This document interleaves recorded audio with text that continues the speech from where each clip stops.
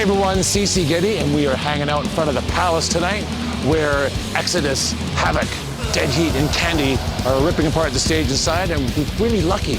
We get to interview Justin from Dead Heat tonight, and we're gonna go inside and do that right now. It's pretty dang cold out here, so let's get in and do it.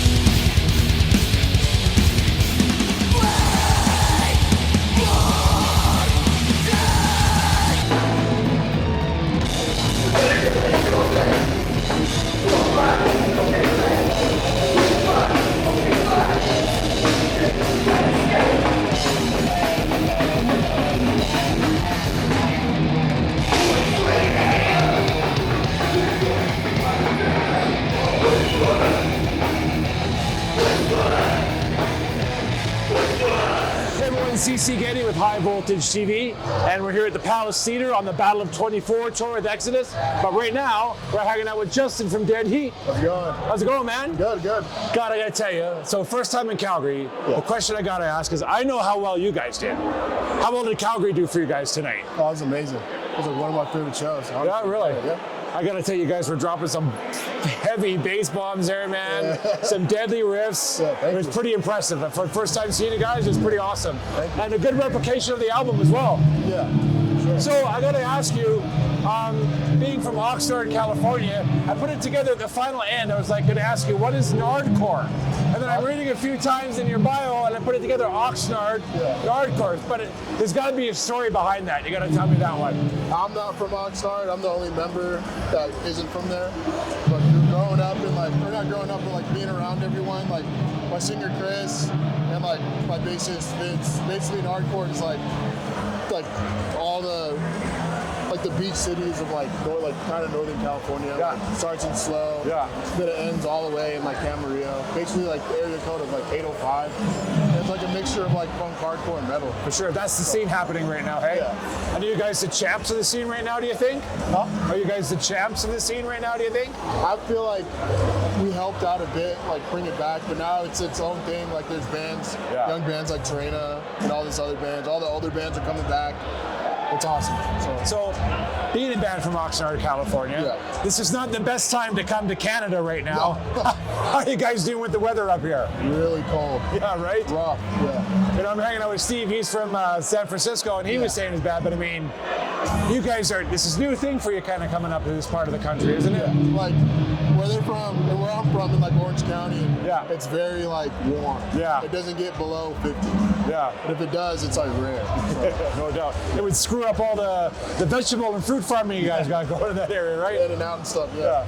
So how does a band from Oxnard get themselves signed to one of the biggest metal labels on the planet with Metal Blade? How'd that happen for you guys? I think just us just sticking to what we like, which is Bay Area thrash, heavy metal, hardcore, and punk, and we just kept doing our thing. Just staying true. Stay true. People noticed, and eventually Metal Blade saw us and liked what we were about, so it worked out. For sure it has. Yeah. For sure it has. So I got to look at this one so I get it right. Yeah. Okay. So the last EP, Tournament of Souls, came out in 2023. Yeah. And I read a lot of reviews on that album, and actually a lot of people kind of compare it. You're on the road layers, Slayer. They kind of compare it to some Slayer music. Yeah. But so big influence on the band. Huge. Yeah. I think my big three is Sepultura, Slayer, and then this band called Leeway from New York City. It's a crossover band. You did a split with those guys, right? That was a band called Mind Force. Oh, Mind Force, sorry. They sound like Leeway. Yeah, sorry about that.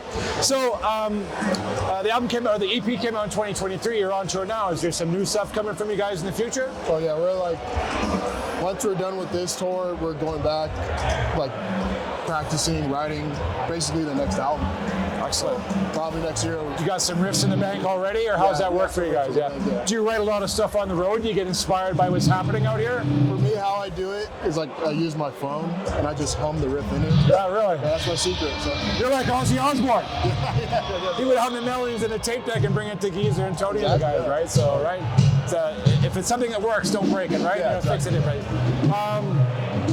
So, I was kind of scoping you guys out a little bit. I won't lie, I was kind of creeping your Spotify. Yeah. You have an awesome, quite a few awesome playlists. I like how you have playlists of the sets that you're doing. Yeah. I didn't look at those ones though, because I always like to be surprised. But I got to ask you, what's the deal with the truck mix? What's that one all about? Drum mix? Truck mix. It was just like a bunch of stuff that like, so Yogi, our drummer now, was like awesome.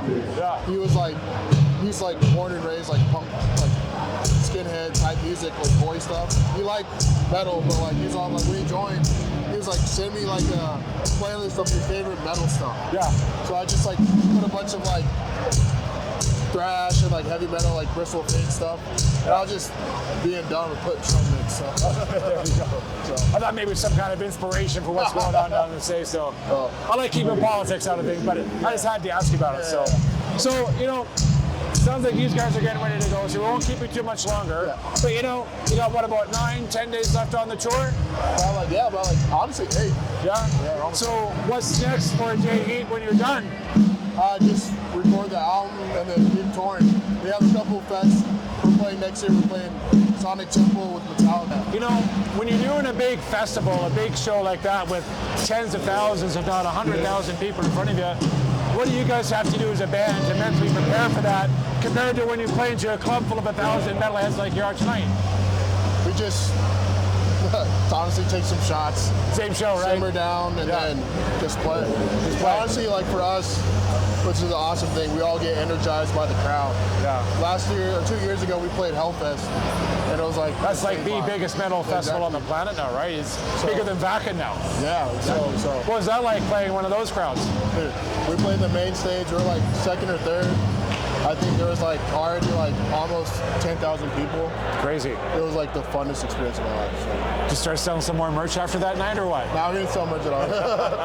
Right on. Yeah. All right, man. Well, Justin, thanks so much for hanging out with us today. If you got one last word you can say to Canada, what would you say?